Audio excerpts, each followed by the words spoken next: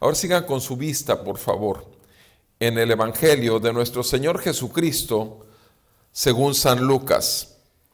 Evangelio de nuestro Señor Jesucristo, según San Lucas. Leo y siguen con su vista, por favor, el capítulo 2. Escrito está en la palabra de nuestro Dios. Y aconteció en aquellos días que salió un edicto de César Augusto para que se hiciera un censo en todo el mundo habitado. Este fue el primer censo que se levantó cuando Cirenio era gobernador de Siria. Y todos se dirigían a inscribirse en el censo, cada uno a su ciudad.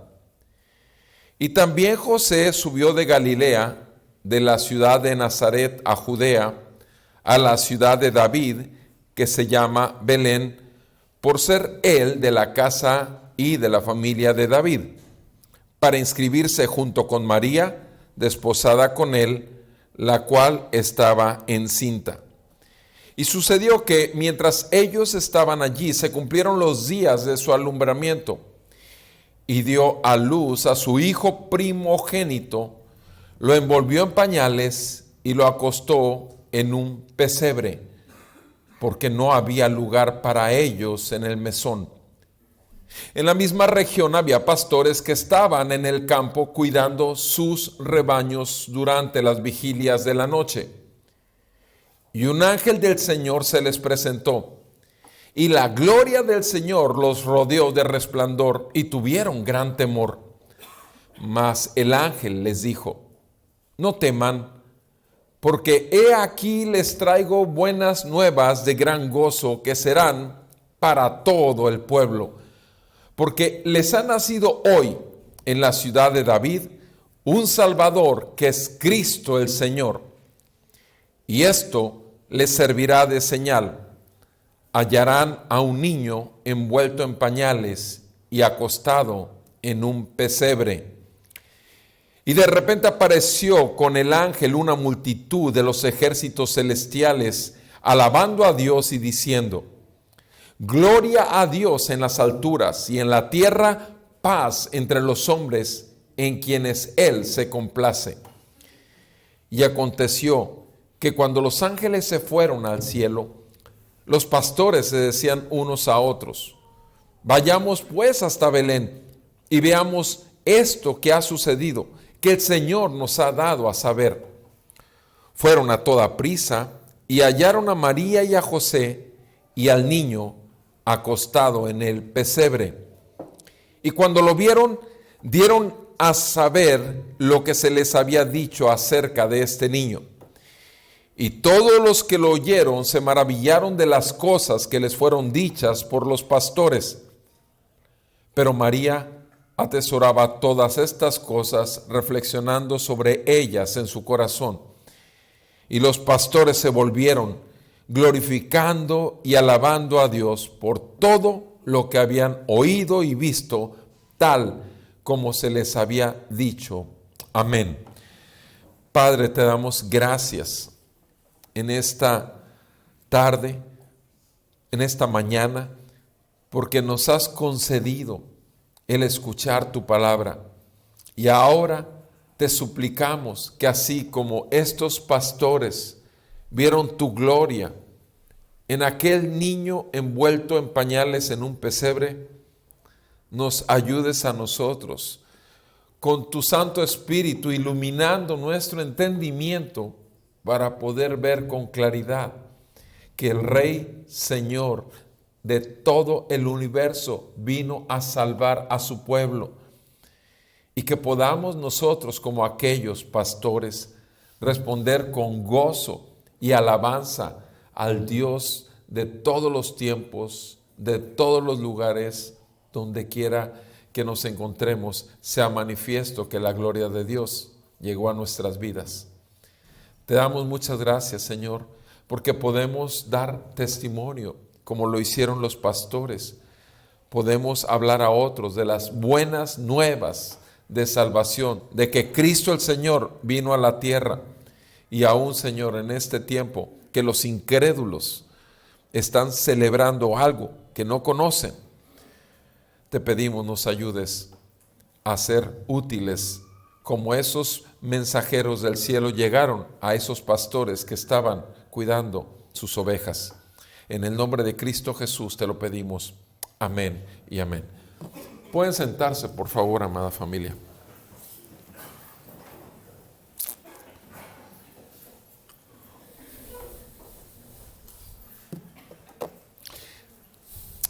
En una ocasión, el 16 de febrero del 2013, en una ciudad rusa llamada Chelyabinsk, como es ruso, ustedes saben, y somos mexicanos, Chelyabinsk. En Chelyabinsk fueron testigos de algo tremendo. Dice la noticia, fue un evento meteórico ocurrido durante esa mañana, el 15 de febrero del 2013, ubicado en Rusia, en la zona sur de los Urales, aproximadamente a las 9:20 de la mañana. El meteoro sobrevoló varias provincias y la ciudad de Chelyabinsk en el momento de entrar en la atmósfera terrestre hasta impactar a 80 kilómetros de dicha localidad. Alcanzaron el suelo entre 4,000 y 6,000 kilogramos de porciones de este meteorito y unos fragmentos hasta de 650 kilos fueron recuperados posteriormente. El bólido liberó una energía de 5,000 kilotones, que es 30 veces superior a la bomba nuclear de Hiroshima, y explotó aproximadamente a 20,000 metros de altura. La mayor parte de la energía se liberó entre 5 y 15 kilómetros de altura, lo que hace peculiar este evento. Aunque objetos como este caen varias veces al año, suelen quemarse a una altura mayor de 30 a 50 kilómetros después de penetrar la atmósfera. Este meteoro tuvo tal impacto, no sé cuántos de aquí lo hayan visto en internet, pero yo creo que todos lo vimos, no sé si en YouTube algunos lo vieron, ¿sí? En el 2013 fue el evento, pero todavía hasta el año, ahí está en internet y pueden ver la luz, cómo entra, pueden ver algunos otros videos como cuando pasa cerca de la ciudad, se rompen los cristales de los edificios. Fue una cosa impactante. Y como dice ahí, más de 30 veces el poder de una bomba atómica. Ese fue el impacto en esa zona. Sin embargo, el impacto a todo el mundo por medio de los videos que se grabaron, pues fue mayor, obviamente. ¿Qué mayor impacto puede tener entonces la llegada de Dios a la tierra? ¿Qué mayor impacto? Porque eso es lo que acabamos de escuchar del testimonio de un doctor, el doctor Lucas. El doctor Lucas se encargó de buscar datos históricos y recoger las fuentes para poder dar testimonio de que Dios llegó a esta tierra. Y esto es lo que vemos ahí en el capítulo 2 del Evangelio de nuestro Señor Jesucristo según San Lucas. Y quisiera que nos fuéramos en este tiempo atrás, a ese momento de la historia, y viéramos 3 aspectos de este tiempo. Del versículo 1 al 7 nos enfocaremos en el pesebre del niño, su llegada. Del 8 al 14 veremos el pesebre de los ángeles, su señal. Y del 15 al 21 quiero que nos enfoquemos en el pesebre de los pastores, que fue su gozo. El pesebre del niño, su llegada, el pesebre de los ángeles, su señal, y el pesebre de los pastores, su gozo. ¿Qué es lo que nos está diciendo los primeros 7 versículos acerca particularmente de la llegada del niño? Aconteció, dice aquí, que en aquellos días salió un edicto de César Augusto. ¿Qué nos encontramos aquí? Fíjense bien, este doctor quiere datos precisos históricos. Hubo una orden del edicto de César Augusto para que hubiera un censo en todo el mundo habitado, una ordenanza histórica. Y dice en el versículo 2 que fue el primer censo que se levantó cuando Cirenio era gobernador de Siria. Un segundo dato histórico. Y todos tuvieron que obedecerlo. Todos los ciudadanos tuvieron que ir a su ciudad de origen. Dice versículo 3. Cada uno a su ciudad. Versículo 4. Y también José subió de Galilea, de la ciudad de Nazaret a Judea, a la ciudad de David, que se llama Belén, por ser él de la casa y de la familia real. Era descendiente real, José. Y dice que en ese momento él se iba a inscribir, porque era un censo.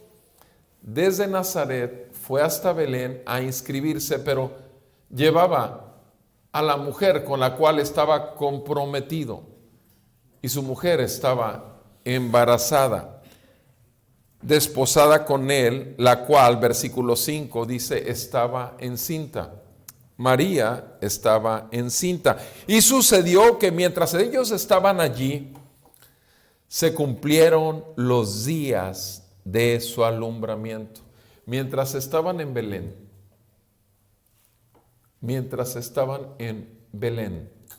Y obviamente al escuchar la palabra Belén, el nombre de la ciudad de Belén, nos acordamos de Miqueas. Y nos acordamos de las profecías del Antiguo Testamento que anunciaron que el Mesías, el enviado de Dios, el profeta de Dios, el ungido de Dios, llegaría por su pueblo, para salvar a su pueblo. Estaba siendo anunciado. Cientos de años antes estuvo anunciado. Miles de años antes, si nos acordamos de Génesis 3, versículo 15, que la simiente de la mujer llegaría para aplastar la cabeza de la serpiente. Miles. Ahora, el detalle es, repito, todos los tiempos y las circunstancias y los lugares, todo coincide. ¿Por qué? Porque hay un Dios que es soberano sobre toda circunstancia, sobre todos los tiempos y sobre todos los seres creados en el universo. Hay un Dios que todo tiene dominio sobre él. No hay nadie que le pida a Dios que llegue a cambiar las estaciones de los años. La primavera, verano, otoño e invierno son del Señor. El hombre descubrió con observación cómo cambiaban las temporadas. El hombre no creó las temporadas. El hombre se dio cuenta que el mar, a pesar de lo extenso de su superficie y de su profundidad, el hombre se dio cuenta que tenía límites y que las aguas no salían de esos límites. Y obviamente esto implica que alguien muy superior al hombre ponía los límites al mar. Pero ese Dios también tenía los días muy específicos. Y eso lo vemos obviamente en Gálatas capítulo 4. Dice la palabra en Gálatas capítulo, vayan conmigo a 4, versículo 4 y 5. Dice la palabra del Señor. Gálatas 4, versículo 4 y versículo 5. Pero cuando vino la plenitud del tiempo, llegaron los días del alumbramiento de María. Eso es lo que acabamos de leer. Pero aquí dice, cuando vino la plenitud del tiempo. había que tener un cumplimiento para la llegada del Mesías, pero también había un tiempo para que se manifestara en toda su plenitud. El creador del cielo, la tierra, en el que existe el tiempo, porque el tiempo no es una cuestión, sino un mero espacio que para nosotros nos ha sido dado en nuestra conciencia y entendimiento, porque en Él está el tiempo. Cuando vino la plenitud del tiempo, Dios envió a su Hijo, dice Gálatas 4:4, nacido de mujer y nacido bajo la ley. Jesús nace exactamente en el pueblo de Dios, Israel, en el pueblo físico de Dios, en Israel. Y nace bajo la ley de Dios. Ustedes saben a qué me refiero. Y dice, a fin de que, se fijan, inmediatamente el versículo 5 nos dice cuál fue el motivo. ¿Cuál fue el motivo de su venida? A fin de que redimiera a los que estaban bajo la ley, para que recibiéramos la adopción de hijos. Amados, ¿por qué visitó Dios la tierra enviando a su Hijo y Dios mismo hecho hombre? ¿Por qué? Para redimirnos, para adquirirnos, comprarnos, pagar precio. Y a fin de, ¿para qué nos tiene que comprar? Para después entregarnos en adopción al Padre. Nos compra el Hijo va a pagar con sangre. El Hijo va a vivir la vida en la ley, bajo la ley, que tú y yo no podemos jamás.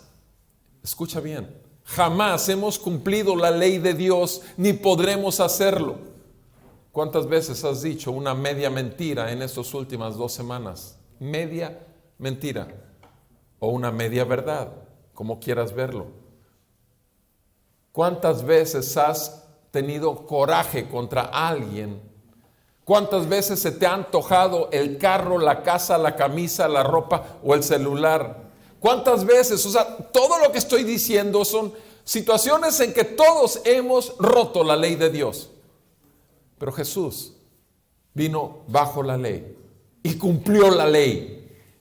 Vivió la vida en este mundo sin pecar ni una sola vez y lo hizo para redimirnos, para comprarnos, para pagar un precio de sangre, su sangre pura, santa y perfecta, Dios hecho hombre. Amados, esto es mucho más impactante. Nosotros, miserables pecadores, nosotros, que nada más estamos pensando en las fiestas, en los tamales, en la familia que habrá de venir o que ya llegó. Estamos pensando en el diario, todo lo que nos atormenta, porque esos afanes que le llama la palabra de Dios se llaman tormentos a la carne. Porque el Hijo de Dios verdaderamente va a estar en tormento mientras habita este cuerpo de muerte. Eso sucede en un verdadero Hijo de Dios. Cada vez más va menguando, cada vez más las cosas se hacen aborrecibles, cada vez más. Amado, ese es lo natural. Soy médico, ustedes lo saben, atendí, gracias a Dios ya me desligué de atender bebés hace 23 años, cuando la chiqui nació, hace 23, 24 años, no más partos. Pero la cuestión es que yo tenía que ver a ese bebé desde que nacía y lo seguía y lo veía en consulta y lo veía crecer y lo veía ser cada vez más independiente de sus padres y además cada vez más pecador, porque ese niño fue concebido en pecado y por lo tanto lo único que puede producir en este mundo se llama pecado y alguien tiene que pagar delante del Creador del cielo y la tierra, que es totalmente santo. Y jamás nosotros podremos pagar todas nuestras maldades, pero sin embargo, para eso vino Jesús, para redimirnos, para comprarnos, para quitar el peso de la ley, el juicio al que teníamos todos derechos y la ira santa de un Dios justo que tiene que castigar el pecado. Y es por eso que el niño vino a la tierra, para redimirnos. En la cruz recibió el castigo que estaba dirigido a ti y a mí por causa de nuestras maldades. En la cruz fue abandonado por su padre y dijo: Dios mío, ¿por qué me has abandonado? Los cielos se oscurecieron, la tierra tembló y la ira del Padre cayó sobre su Hijo por causa de ti y de mí. El impacto de la llegada de este niño a la tierra no es nada más para aquel momento, hace 2000 años, es para siempre. Es un impacto eterno, mi amado. Y dice que después de comprarnos, nos entrega al Padre. En su resurrección, nosotros resucitamos juntamente con Él. Ha enviado su Espíritu Santo para santificarnos diariamente, para buscar las cosas de arriba y no las de la tierra, para hacer morir lo terrenal en nosotros cada día, como dice Romanos 8:13, para poder realmente ser dignos de ser llamados hijos de Dios. Solamente es algunos. En la historia del mundo es algunos. Miren, sigamos con nuestro texto en Lucas. Dice que allí se cumplieron en Belén los días de su alumbramiento. Versículo 7. Y dio a luz a su hijo primogénito. Primogénito. ¿Qué está diciendo ahí? Primogénito. María dio a luz a un primer bebé. ¿Quiere decir que María tuvo otros hermanos? Por supuesto que sí. En el libro de Marcos obviamente nos dice los nombres de 4 de los hermanos varones y además dice que tuvo hermanas y no nos da los nombres. ¿Tuvo hermanos? Sí, al menos 6. Al menos 6 hermanos. Pero Jesús fue el primogénito de María.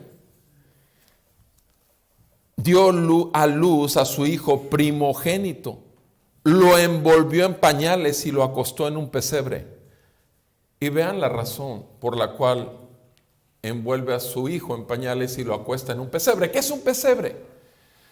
Un pesebre es una caja o es una estructura de madera en la cual habitualmente se pone alimento para los animales.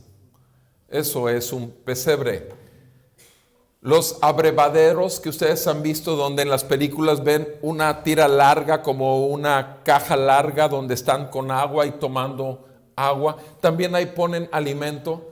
Pero hay pesebres pequeños y hay más grandes, y a eso se le llama pesebre, a esa caja para alimentar animales.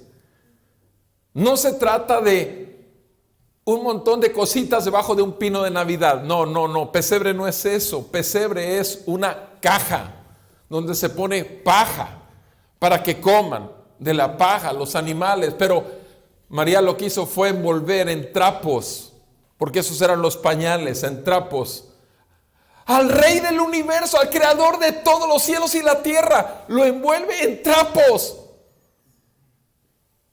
y lo pone en un sitio donde se pone el alimento de los animales.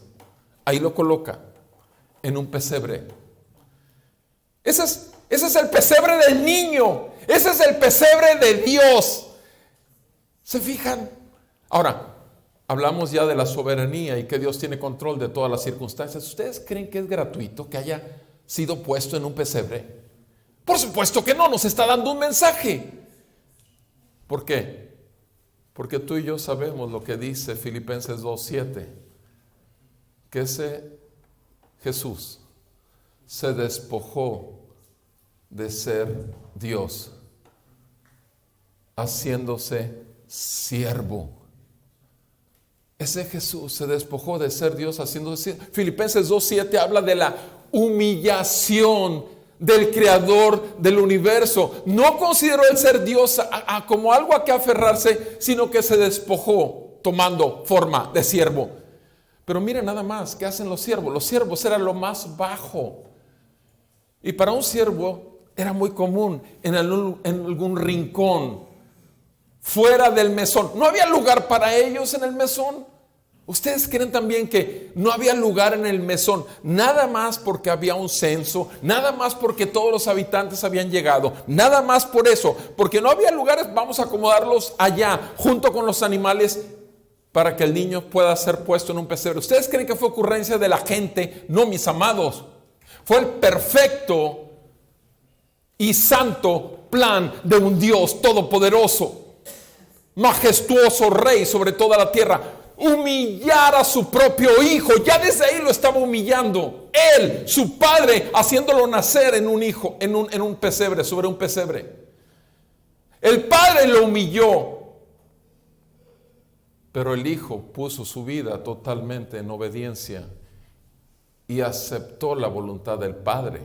El hijo activamente hasta la cruz. Él lo dijo en Juan 10: nadie me quita la vida. Tengo poder para entregarla y tengo poder para volverla a tomar.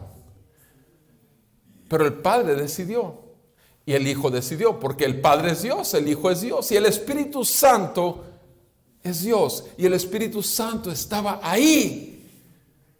Jamás se han apartado en ese jamás de la eternidad.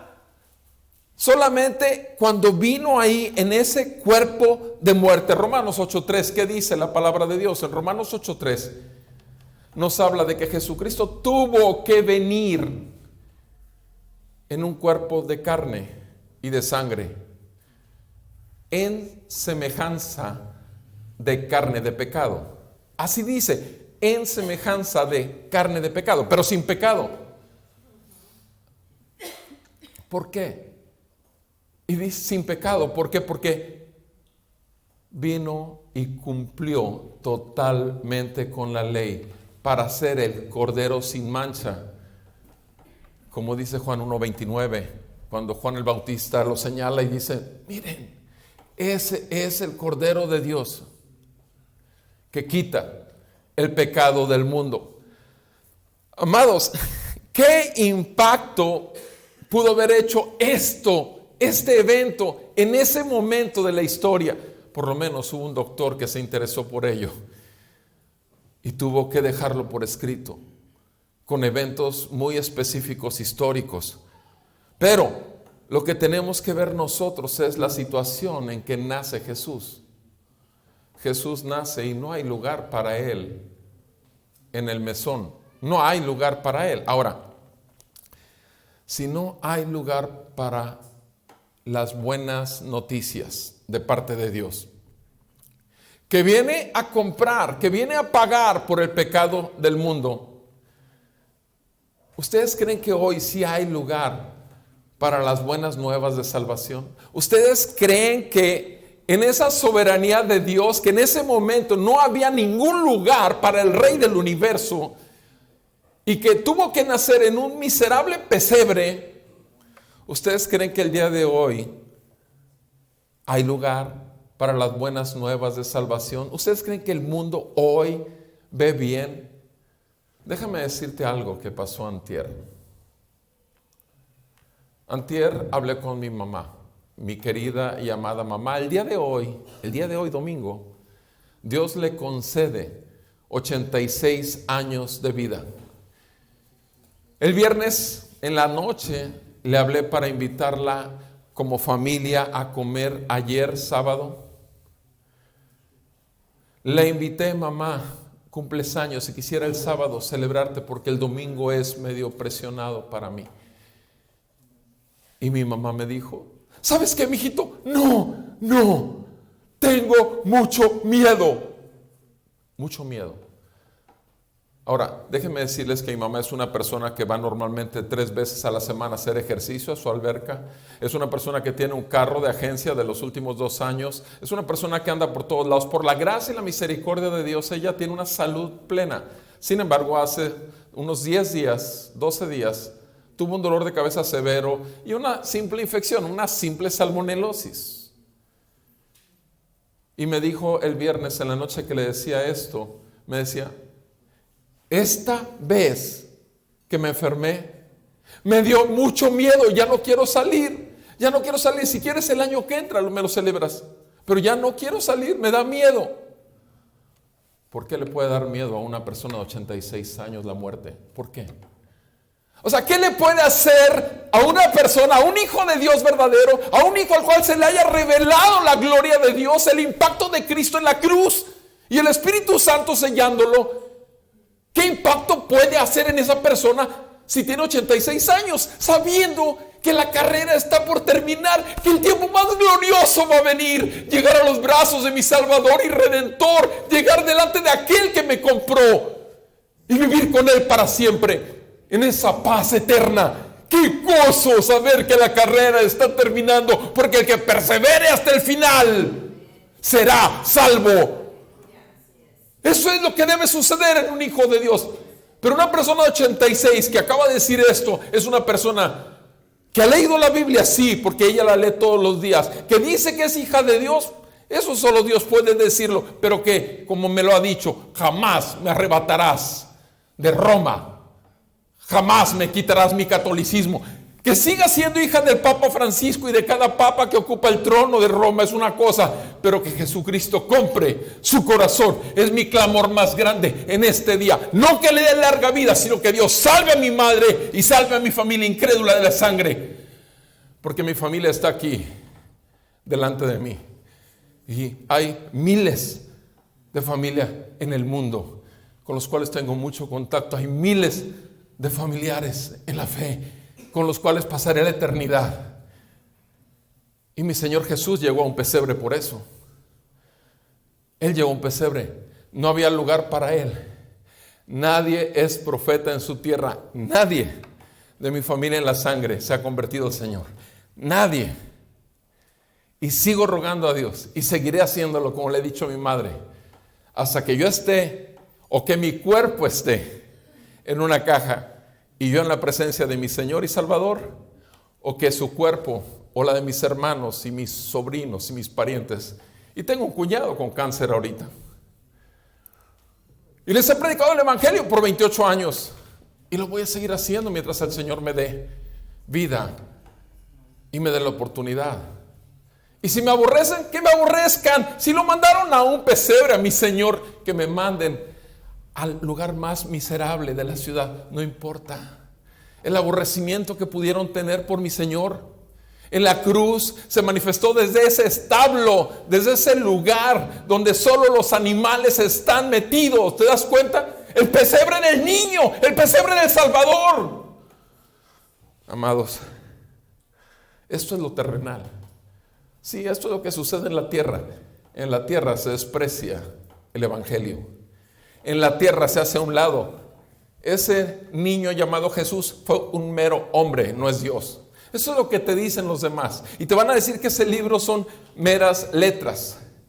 Pero cuando tú tienes estas letras impresas en tu conciencia y estás siendo vivificado cada día por ellas y estás viviendo la gloria de Dios aquí en la tierra, entonces tú entiendes: Señor, perdónalos porque no saben lo que hacen. No saben lo que dicen. Lo segundo que vemos ahí es que en esa misma región, en Lucas capítulo 2 versículo 8, en ese mismo tiempo, en esa misma región había pastores que estaban en el campo cuidando sus rebaños durante las vigilias de la noche. Y un ángel del Señor se les presentó y la gloria del Señor los rodeó con resplandor y tuvieron gran temor. ¿Qué tenemos? Pastores. Escucha bien. Pastores. Pastores, sí. ¿Quién es Jesús? El buen pastor de las ovejas. ¿Qué tuvo que hacer Moisés para poder pastorear durante 40 años al pueblo de Dios? Primero, ser 40 años pastor de ovejas. ¿Qué fue lo que le dijo el Señor Jesús a Pedro cara a cara después de que lo había negado 3 veces? Que había jurado y que había maldecido, que no conocía a Jesucristo. ¿Qué fue lo que le dijo? Apacienta mis ovejas. lo estaba haciendo pastor de ovejas. ¿Qué es lo que la gente necesita el día de hoy? Necesita pastores a los cuales el Señor les refleje y les manifieste su gloria. Necesita primeramente que la luz le resplandezca a los pastores que están cuidando ovejas que ni siquiera son suyas, son del buen pastor de las ovejas. Eso es lo que necesita el pueblo de Dios hoy. Repito, ¿crees que es circunstancial nada más que se le apareció a pastores? No vas a ver, si tú revisas el tema pastor desde el principio de la Biblia hasta el final de la Biblia, te vas a sorprender. ¿Y por qué te vas a brincar entonces a este lugar? No, es que simplemente le llegó a pastorcitos ahí en la montaña que estaban cuidando ovejas. ¿Tú crees que por algo? Porque eso es lo que la iglesia requiere y siempre ha requerido. ¿Qué fue lo que tuvo? ¿Cuáles son los problemas que vemos en Ezequiel y Jeremías con otro pueblo en el Antiguo Testamento? ¿Por qué? Por falsos pastores, sacerdotes y profetas. El pastor alimenta a las ovejas, guía a las ovejas a pastos verdes y cuida de ellas. Pero no como un pastor que una vez me dijo: no, Roberto, estás equivocado. Las ovejas están para cortarle la lana. No veo eso en ningún lado de la palabra de Dios. Pero sí veo que hay que alimentarlas, hay que guiarlas a la verdad y a mostrarles quién es el buen pastor de ellos y cuidar de ellas, de que no se contaminen y no se vayan a enfermar con lo que comen. Esa es la obligación de los pastores.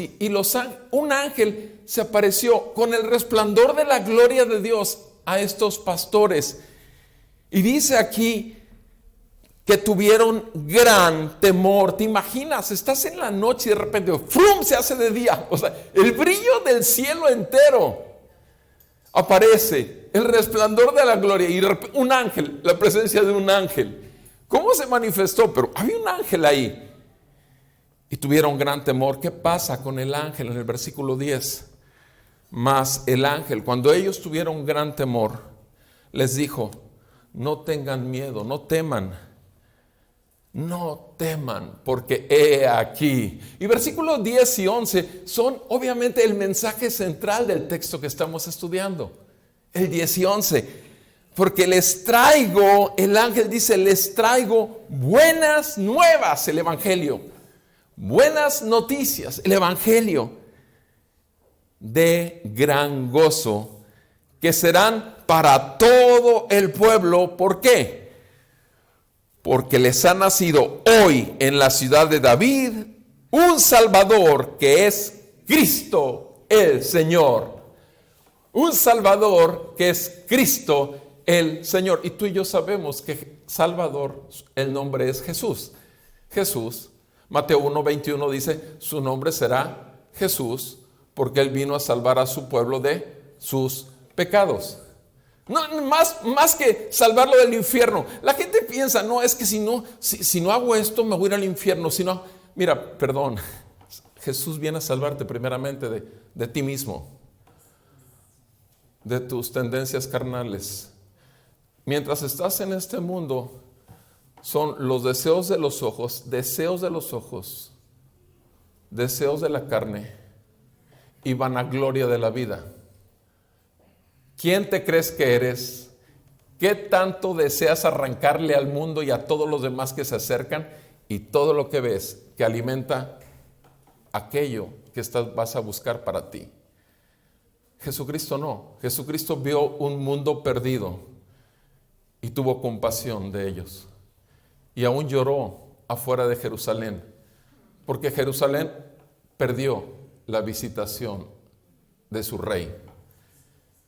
Cuando se manifestó el Señor a ti en aquel tiempo que recibiste el evangelio, las buenas noticias de la salvación, cuando hubo un ángel enviado por Dios y te predicó el evangelio, ¿no te impactó tanto? ¿No te diste cuenta? ¿No te entró un temor? Y obviamente estoy hablando con una experiencia personal. Y la verdad, yo sí me sentí totalmente deshecho. Mis razonamientos se quedaron tirados en polvo. Me puse a pelear con Dios en el momento que me fue revelado, reclamándole que por qué hasta los 33 años yo tenía que tener esta noticia, que por qué había tenido que matar a su hijo en mi lugar si yo no lo merecía, ¿por qué? Y después enseguida le dije, perdóname, te estoy juzgando. El Espíritu Santo ya me había arrancado el corazón de piedra y me había dado un corazón de carne, y se puso a escribir. Desde que recibí el Evangelio, todos los días sigue escribiendo ahí y sigue mostrándome que Él es, yo no soy. Eso dijo Juan el Bautista, lo vimos la semana pasada, yo no soy. Cuando le preguntaron si Él era, yo no soy. Yo soy simplemente una voz que clama en el desierto. Roberto Perales es lo mismo, soy una mera voz que clama en el desierto. Me es más cómodo que me llamen doctor a que me llamen pastor. Es para mí demasiado grande el peso del nombre pastor. Pero sin embargo a mi Señor le plació. A mi Señor le costó y le sigue costando. Pero me ha dado su Espíritu Santo y te ha dado a ti también su Espíritu Santo. ¿Para qué? Para que vivas en santidad, para que busques su gloria, para que todo lo que hagas, sea que comas o sea que bebas, hazlo todo para la gloria de Él. No me contrista a mí el ver tantos hermanos en las redes sociales poniendo estupidez y media. No me contrista a mí. Simplemente le pido perdón a Dios en lugar de mis hermanos. Le digo, Señor, ¿cuánta paciencia tienes de tu pueblo? Pero la cosa es que sí contrista al Espíritu Santo saber que el tiempo está corriendo. El Señor viene pronto. ¿Hallará fe en medio de su pueblo? ¿Cómo va a encontrarnos, amada familia? El Señor llegó a un pesebre, pero el Señor habita en el corazón de cada creyente. ¿Qué estamos haciendo, amados? Estos pastorcitos estaban cuidando las ovejas y recibieron las buenas nuevas de gran gozo. Y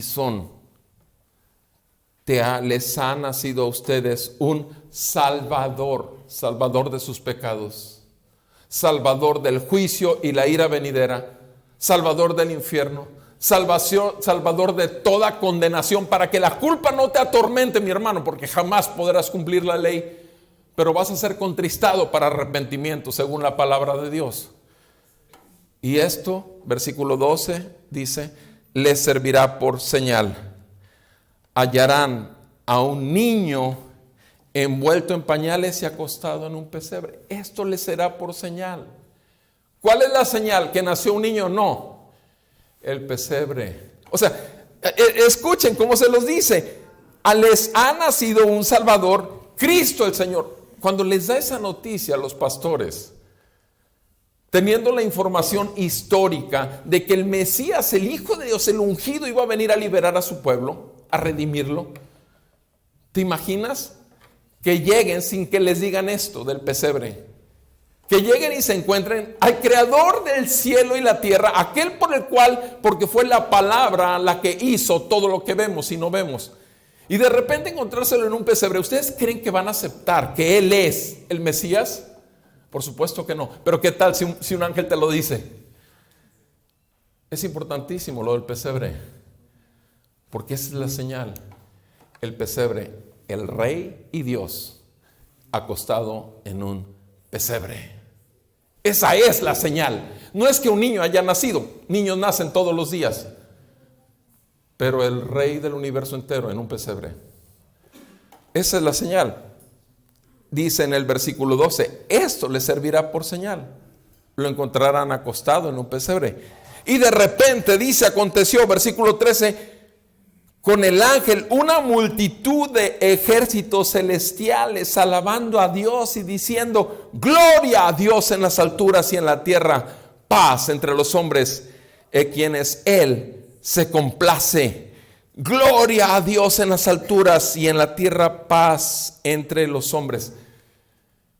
Ya tuvimos lo terrenal. Lo terrenal es que no hay cabida para el Evangelio, no hay cabida para Jesús.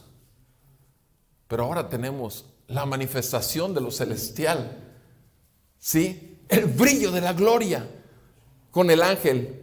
Y además ejércitos celestiales, amado, miles y miles y miles y no millones. Yo no los he contado y tampoco dice la Biblia cuántos, pero ejércitos. Y ejércitos, la palabra ejércitos para nosotros implica guerra.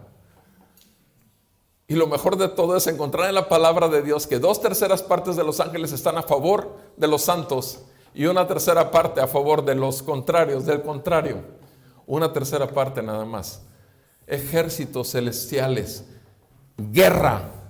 Ejércitos celestiales que ¿qué es lo que dicen o cantan? Gloria a Dios en las alturas y en la tierra, ¿qué? En ese momento glorioso, paz a los hombres.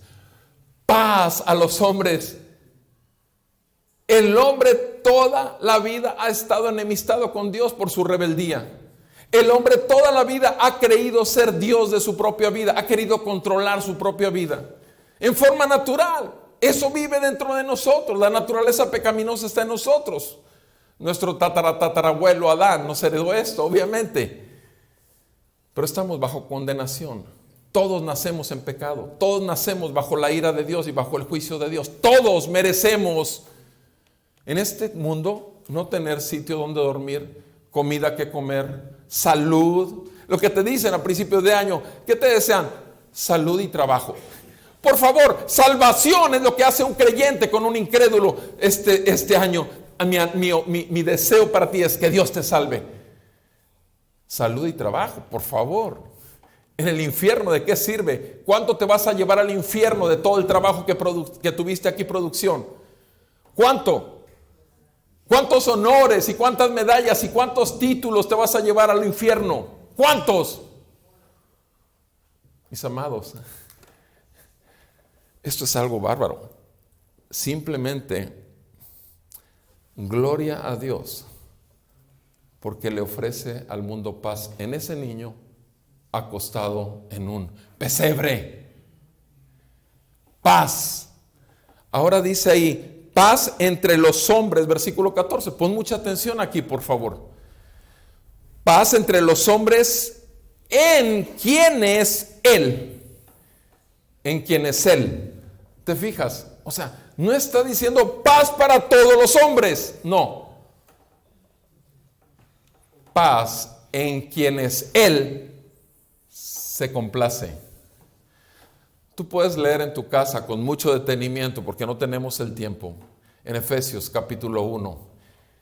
Efesios capítulo 1 y velo hasta el versículo 12. Y vas a encontrar una explicación más clara acerca de esto. Y particularmente en el 5, en el 9 y en el 11 vas a encontrar que Dios, en el libre afecto de su voluntad, Él eligió antes de la fundación del mundo en quienes se iba a complacer. ¿En quiénes se iba a complacer?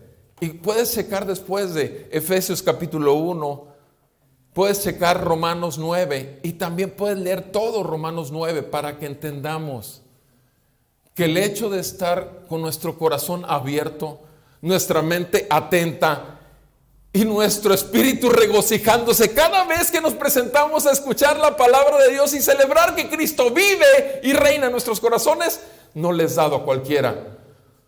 Solo en los que Dios se complace. Solo en los que Dios se complace. Sí, mis amados arminianos. Sí, no es asunto de doctrina, es asunto de Dios. Sí. Hay una diferencia enorme entre terminar tus días en la tierra siendo un cristiano con una sana doctrina y ser un cristiano del montón, donde fuiste salvo porque en algún momento se te dio el evangelio, pero que sin embargo has vivido engañado por falsos pastores, falsos maestros, que han buscado otros intereses y no el reino del Señor en tu corazón. Dios tenga misericordia de nuestros hermanos. Mis amados, todos hemos de morir, pero todos aquellos en los cuales el Señor se complace, hemos de vivir, hemos de resucitar para vivir en la eternidad, en el gozo y en la paz de nuestro Señor. Pero la paz ya la tenemos aquí. Esa certeza de salvación ya la tenemos aquí. En Primera de Juan puedes leerlo con calma y te vas a dar cuenta que ya la tienes. Porque el Espíritu Santo da testimonio a tu espíritu de que somos hijos de Dios. Y eso es lo que los ángeles estaban gritando: paz entre los hombres en quienes Él se complace. Mis amados, esto es lo celestial, esto es lo sobrenatural, esto es lo glorioso. ¿Nos podemos gozar con este mensaje? Sabemos que terrenalmente vamos a ser rechazados, sí, pero vamos a perseverar como quiera, teniendo compasión por los perdidos, porque no somos jueces de los demás. Nuestro juez, el de los perdidos y el de los salvos, está sentado en su trono. Tú no juzgas a los que no creen en lo que tú crees. Tú tienes compasión de ellos y les compartes la verdad, por si la verdad los quiere hacer libres. Amados, eso se llama cristianismo.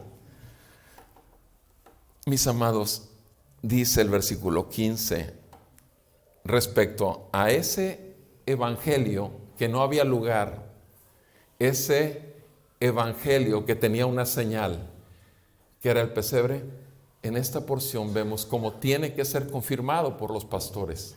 Ya les llegó, pero ahora lo quieren confirmar. Y eso es lo que vemos ahí en el versículo 15. Aconteció que cuando los ángeles se fueron al cielo, los pastores se decían unos a otros: vayamos pues hasta Belén y veamos esto que ha sucedido, que el Señor nos ha dado a conocer. Ellos estaban ciertos que era un mensaje de parte de Dios. Ellos estaban seguros por todo lo que sintieron, lo que vieron, lo que admiraron, la paz que sintieron en su corazón cuando le dijeron: no temas, son buenas noticias lo que tengo para ti.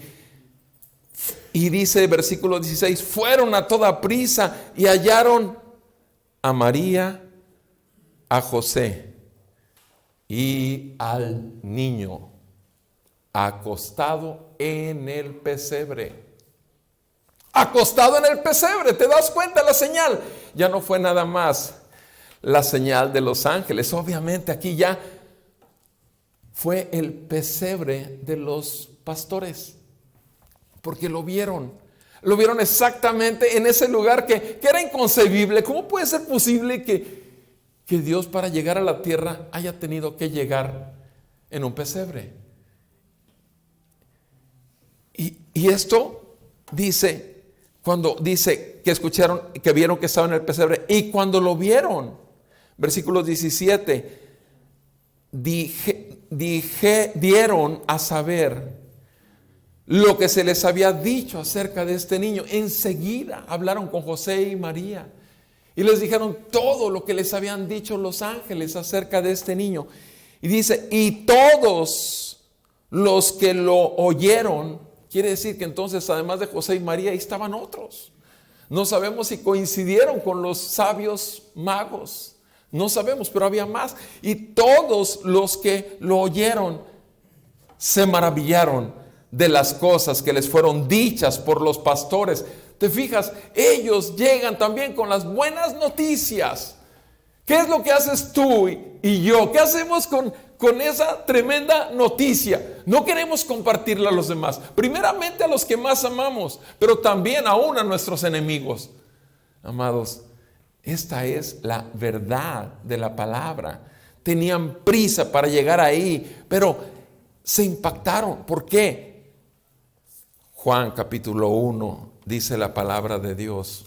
Capítulo 1. Y yo les he dicho estos 4 domingos que no nos olvidemos y que aún recordemos lo que dice el 14 y el 18. Pero Juan 1 nos dice: en el principio existía el Verbo, y el Verbo estaba con Dios, y el Verbo era Dios. Él estaba en el principio con Dios. Todas las cosas fueron hechas por medio de Él, y sin Él nada de lo que ha sido hecho fue hecho. En Él estaba la vida, y la vida era la luz de los hombres. Versículo 9. Existía la luz verdadera que al venir al mundo alumbra a todo hombre.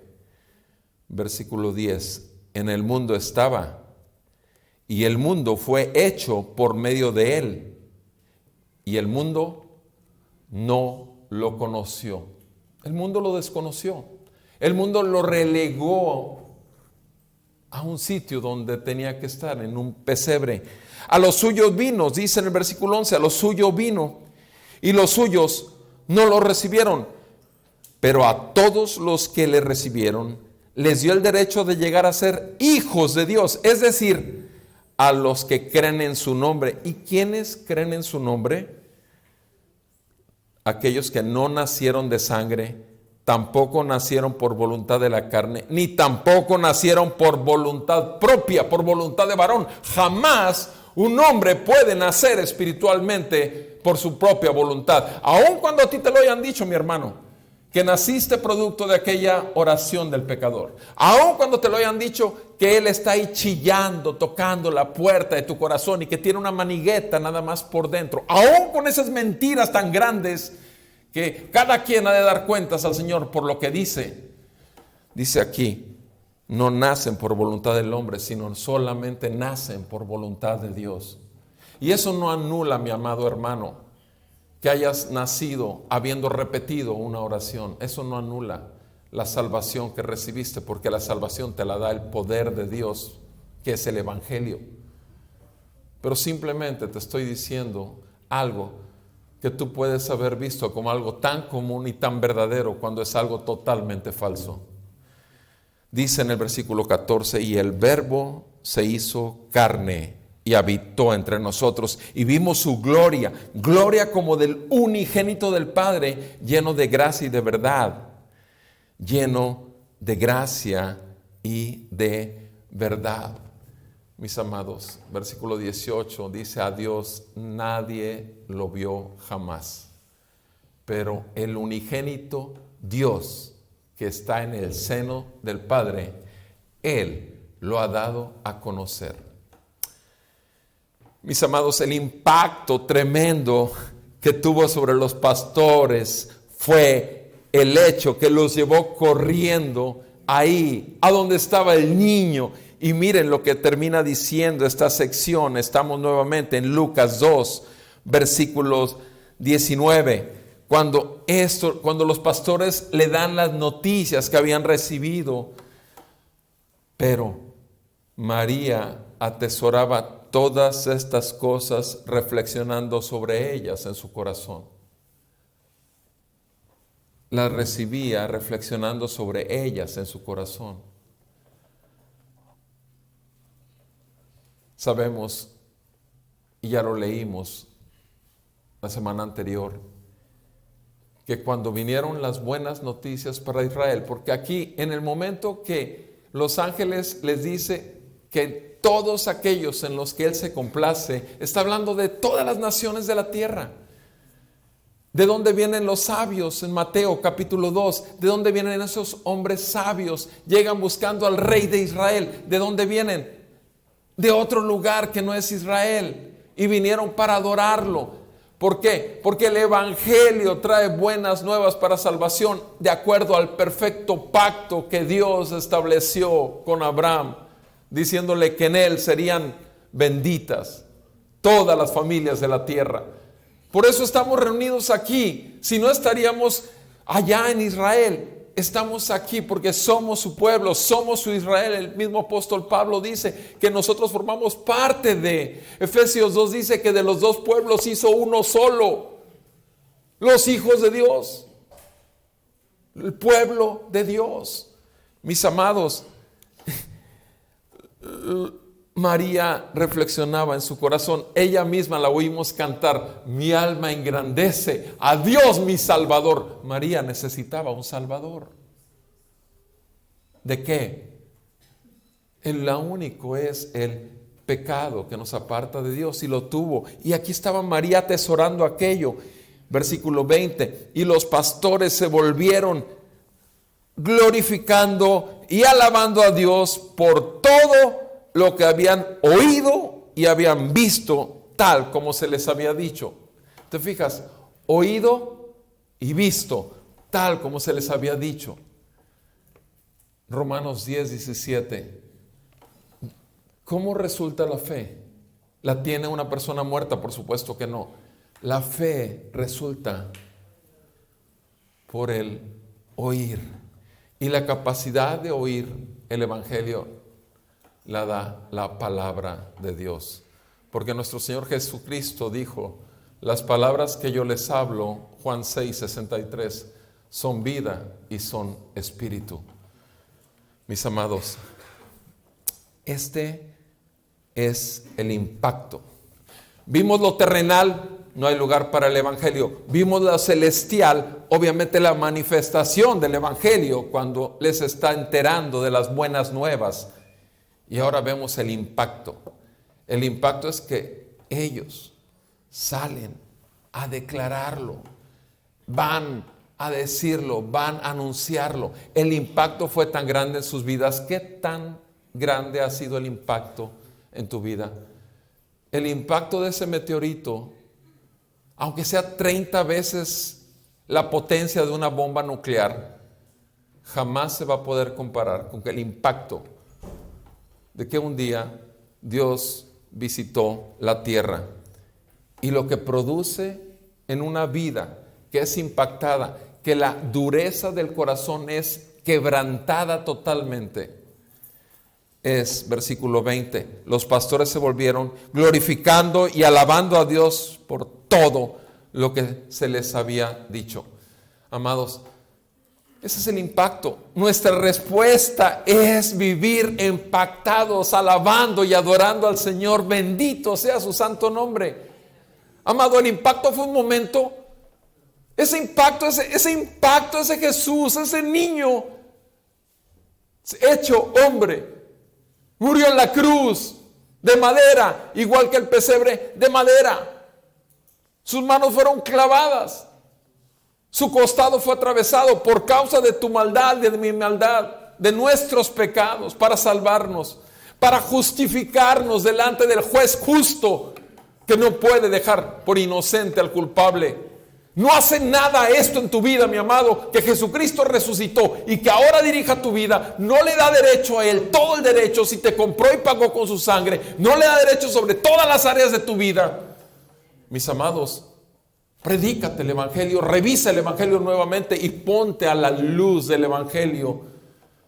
Porque una cosa es ser oidores, pero otra cosa es ser hacedores, como dice Santiago. ¿Sabes una cosa? Amanezco, cada día me veo reprobado, pero amanezco y nuevas son sus misericordias cada mañana. Puedo ver que aún el verme reprobado es porque el Espíritu Santo está en mí. Y no soy nada ni soy nadie. Y los términos con que hablo respecto a mí mismo son horribles, según mi chula y mi hija, pero la verdad sí me los creo. Porque si algo bueno hay en mí, es el Espíritu Santo de Dios y la gracia que ha hecho algo con este miserable pecador. Que si puede ser un médico que todos los días va al consultorio, lo hace para predicar el Evangelio. Que todavía recibe un pago económico después de recetar, es otra cosa. Que puede pararse aquí delante de ustedes con temor y con temor y temblor y reverencia. Y todos los días le digo al Señor, yo no puedo hacer nada enfrente. Si tú no lo haces, yo no soy nada ni nadie. Solo su palabra, solo por fe, solo por gracia, solo por Cristo y solo para Dios de gloria. No son simples solas metidas ahí en la historia de la Reforma. Son la vida de Cristo y el Evangelio en cada uno de los creyentes. Mis amados, espero en Dios que el Señor no solamente te haya impactado el día de tu salvación, sino que ese impacto perdure y que las ondas lleguen hasta el final de tus días, porque vas a vivir en el gozo de tu salvación y ahí encontrarás su fortaleza, porque es Él en ti la esperanza de gloria. Y para ti entonces sí, el vivir es Cristo y el morir ganancia. Vamos a orar, mis amados. Padre, te damos tantas gracias porque enviaste a tu Hijo a aquel pesebre. Señor, te damos gracias que te complaces en nosotros, tu pueblo. Te complaces en en aquellos que no acuden a un censo terrenal, sino que acuden porque saben que sus nombres ya están en el censo celestial. Su nombre está apuntado en el libro de la vida. Y su ciudadanía es celestial. Y ahí iremos, Señor, un día que tú nos llames. O si tú vienes antes. Yo te suplico, mi Padre, en el nombre de Jesús, que levantes a tu pueblo, que despiertes a tu pueblo, que vengas y destroces todo argumento de mentira y toda argucia de Satanás que ha hecho que tu pueblo el día de hoy esté viendo a otro lado en lugar de ver tu gloria y manifestar tu gloria. En el nombre de Jesús, ten misericordia de nosotros y sálvanos de nuestra carnalidad. Te lo suplico en el nombre de Cristo Jesús. Respóndele tú a tu Señor. Toma un tiempo con Él, por favor, mi amado. Y si eres una persona, obviamente, que estás aquí sin haber conocido nada de la palabra, el amor de Dios es tan grande que cubre multitud de pecados. Confiésale al Señor tú que eres un pecador, un gran pecador, y reconoce la gracia de la salvación para ti solamente en Cristo y solamente por fe. Que el Señor te salve, el Señor salve a su pueblo.